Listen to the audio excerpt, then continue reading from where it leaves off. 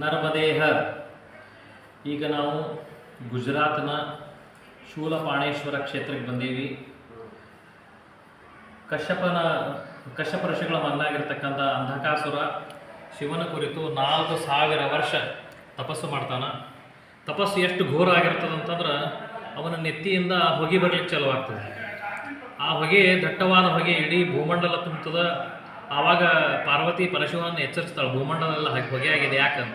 ಇಲ್ಲ, ಆ ಋಷಿಯ ಒಂದು ತಪಸ್ಸು ಹಿಂಗದ, ಅಂಧಕಾಸುರನ ತಪಸ್ಸು, ಅದಕ್ಕೋಸ್ಕರ ನಾವು ವರ ಕೊಡಬೇಕಾಗ್ಯದ ಅಂತೇಳಿ ಹೇಳಿದ ಮೇಲೆ ಪರಶುವ ಏನು ಮಾಡ್ತಾನಂತಂದ್ರೆ ಆ ಅಂಧಕಾಸುರನ ಪ್ರಕಟ ಆಗಿ ಹೇಳ್ತಾನೆ, ನಿನಗೇನು ಇಚ್ಛಾ ಅದ, ಏನು ವರ ಬೇಕು ಅಂದಾಗ ಅವ್ನು ಹೇಳ್ತಾನೆ, ನನ್ನ ಮುಂದೆ ಯಾರೇ ವ್ಯಕ್ತಿ ನಿಂತರೂ ಕೂಡ ಅವರು ಸೋತು ಹೋಗಬೇಕು ಅಂತೇಳಿ ಅಂತ ವರ ಕೊಡು ಅಂತ ಹೇಳ್ತಾನೆ. ಪರಶಿವ ಬೋಲಾಶಂಕರ್ ತಥಾಸ್ತು ಅಂದ್ಬಿಡ್ತಾನೆ. ಆಮೇಲೆ ಯುದ್ಧ, ಅವನು ಎಲ್ಲ ಕಡೆ ಯುದ್ಧ ಮಾಡಿ ಅಧರ್ಮದಿಂದ ನಡಲಿಕ್ಕೆ ಪ್ರಾರಂಭ ಮಾಡ್ತಾನೆ. ಆಮೇಲೆ ಅವನ ಉಪಟಳ ಬಹಳ ತೊಂದರೆ ಆಗ್ತದೆ. ಆಮೇಲೆ ಪರಶಿವ ಏನು ಮಾಡ್ತಾನಂದ್ರೆ ಬಂದು ಸಾಕ್ಷಾತ್ ತಾನೇ ಸ್ವಯಂಭೂ ಪ್ರಕಟ ಆಗಿ ಅವನನ್ನು ತ್ರಿಶೂಲದಿಂದ ಸಾಯಿಸಿಬಿಡ್ತಾನೆ. ಆ ತ್ರಿಶೂಲದ ರಕ್ತ ಏನಿರ್ತದೆ ಭೂಮಂಡಲದ ಎಲ್ಲಿ ಹೋದರೂ ಅದು ಶಮನ ಆಗಂಗಿಲ್ಲ. ಆಮೇಲೆ ಪರಶಿವ ಏನು ಮಾಡ್ತಾನಂತಂದ್ರೆ ಈ ನರ್ಮದಾ ತಟಾಕಕ್ಕೆ ಬಂದು ಅಲ್ಲಿ ತನ್ನ ತ್ರಿಶೂಲವನ್ನು ಹತ್ತಾನ. ಆ ಎದ್ದಿದ ಮೇಲೆ ಪೂರ್ಣ ರಕ್ತ ಸ್ವಚ್ಛ ಆಗ್ತದೆ.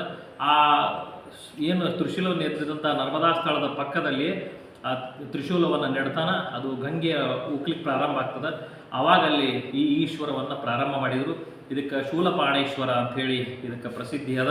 ಇಲ್ಲಿ ಇದ್ರ ಪಕ್ಕಕ್ಕನೆ ಮಾರ್ಕಂಡೇಯ ಋಷಿಗಳ ತಪಸ್ಸು ಮಾಡಿದಂಥ ಗುಹೆ ಅದ. ಇದ್ರ ಪಕ್ಕದಲ್ಲಿರುವಂತಹ ದೊಡ್ಡ ಗುಡ್ಡ ಅದ.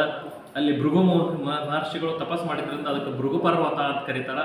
ಈ ಶೂಲಪಾಣೇಶ್ವರದ ವಿಶೇಷತೆ ಏನು ಅಂತಂದ್ರೆ ಇಲ್ಲಿ ಎಂತಹ ಘನಘೋರ ಪಾಪವನ್ನು ಮಾಡಿದರೂ ಕೂಡ ಈ ಪರಶಿವನ ದರ್ಶನ ಮಾತ್ರದಿಂದ ಸಾಕು ಅವ ಎಲ್ಲ ಪಾಪಗಳು ನಾಶ ಆಗ್ತದೆ.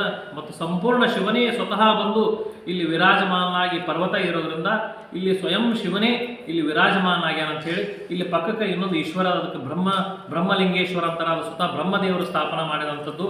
ಈ ನರ್ಮದಾ ಪರಿಕ್ರಮಣದಲ್ಲಿ ಇದು ಬಹಳ ವಿಶೇಷವಾಗಿರ್ತಕ್ಕಂತಹ ಇವತ್ತು ಸ್ಥಳ ನಮಗೆ ದರ್ಶನ ಆಯಿತು. ಈ ಪರಶಿವನಿಗೆ ನಾವು ಇವತ್ತು ನೀರು ಹಾಕಿ ನಾವು ನಮಸ್ಕಾರವನ್ನು ಮಾಡಿದ್ವಿ.